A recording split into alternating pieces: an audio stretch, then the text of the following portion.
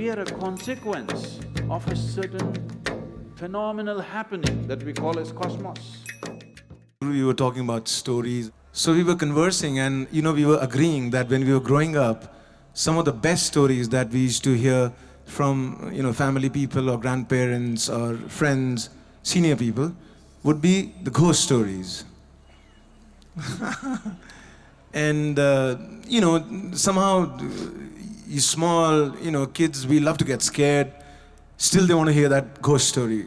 It's one of their favorite things, amongst all stories.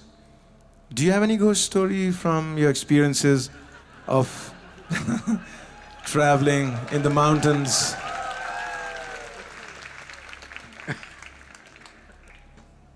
Wow. This is really getting him into trouble. See, the purpose of telling you ghost stories was not to scare you, but to give you a hair-raising experience. This happened in a barber shop in Louisiana state. The whole place was filled with all kinds of horror comics and ghost stories and all kinds of things, only that. No newspapers, no other magazines, only these things. So one day somebody asked the barber, said, "Why have you put your whole place with these kind of stories in your saloon? You don't have anything else, nothing about styles, about fashion, nothing, only ghost stories and horror stories, why?"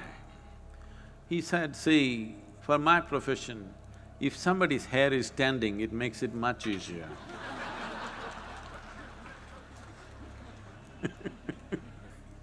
So the idea was to give you a hair-raising experience, not to scare you.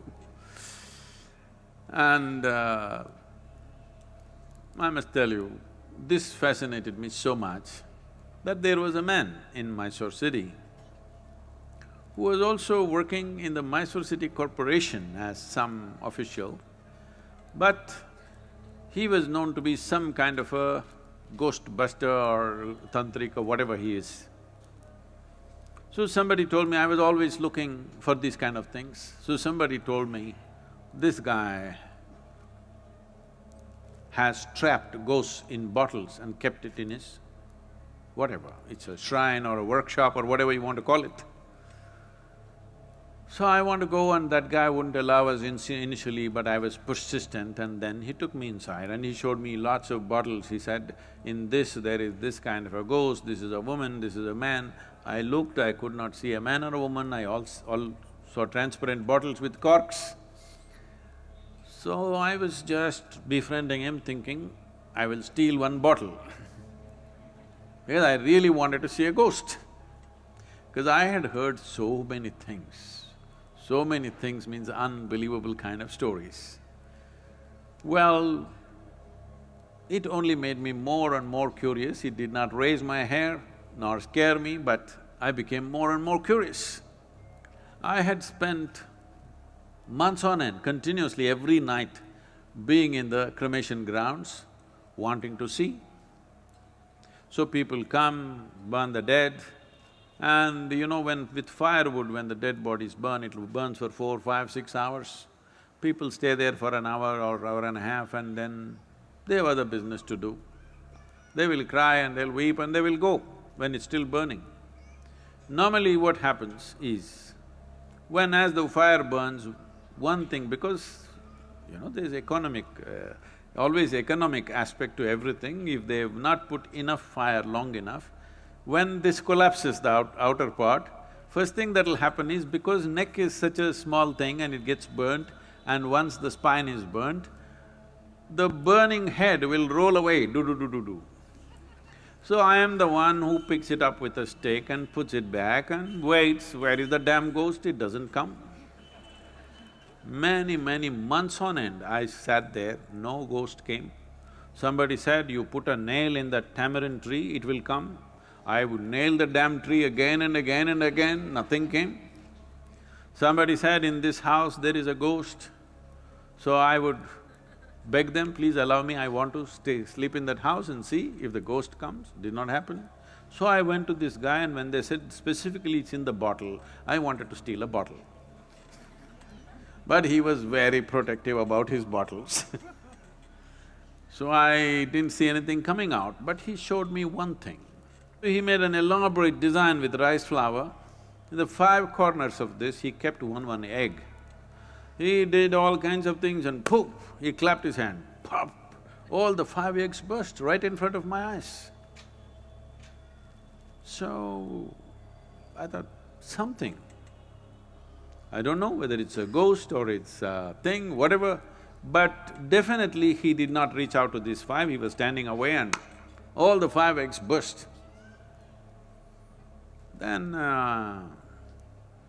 this was working on me, and I was walking in my house backyard, looking here and there. Then I saw guavas were hanging in the tree, the guava fruit. I looked at the fruit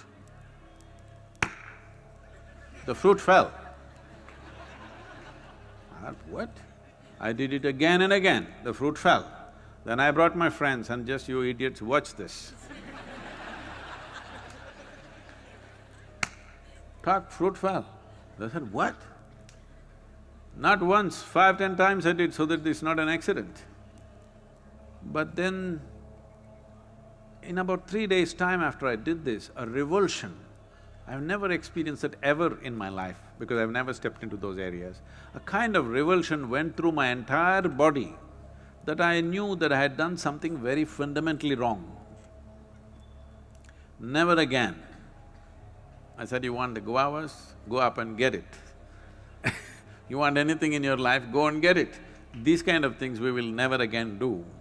So, I realized something is fundamentally wrong, use your energies like that. So what is a ghost?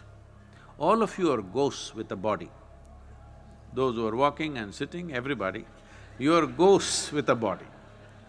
But suddenly somebody lost their body and you think they are something horrible. Why? They're just like you, they just lost the body. Is it true that you gathered the body over a period of time? Suppose, let's say you had lost control over how much you eat and you became this big, and then you came to yoga program and whatever, and slowly you shrank into half your size. Does it mean to say half of you has become a ghost? Hello? So if somebody lost the body, 50, 60 kilograms of planet that we have picked up and made into this, if they put it back, is that a ghost? Then you are also a ghost with a body, isn't it? So this abnormal way of looking at life, that just because somebody lost their body, they've become something evil, something fearful, something terrible, is a very abnormal way of looking at life. The nature of life is such that whether… See, right now, this is something you must look at this, not intellectually, really experientially. You're breathing, all of you, are you? Hello? I'm just checking. Hello? You're breathing. So if you're breathing, let us say this was like a building or whatever, right now we are in the quadrangle kind of place. So there is life here that you're breathing. You may call it air, but it's actually life, because if I take away this will go. Yes? Your life will go. It's only in this transaction, life is happening, isn't it? So it's not just about air, oxygen, this, that. This is a living cosmos. You are like a little bubble, you captured a little bit of life. You know, did you blow soap bubbles when you were young at least? So when you blew your soap bubble, you got this big bubble, I got that big bubble, let us say. We were looking at this, oh, this is my bubble, this is your bubble. Then they went poop. When they go poop, you don't say, this is my air, this is your air, isn't it? This is just like that. This is just a bubble. You captured a certain amount of life and it's functioning in a certain way. When this bubble bursts, there's no such thing as your life and my life. Well, you may not break the entire bubble, you may break the outer surface of the bubble and the inner surface of the bubble may still remain. Just because the outer peel has dropped off, do you call that a ghost? Then you are a ghost with a body.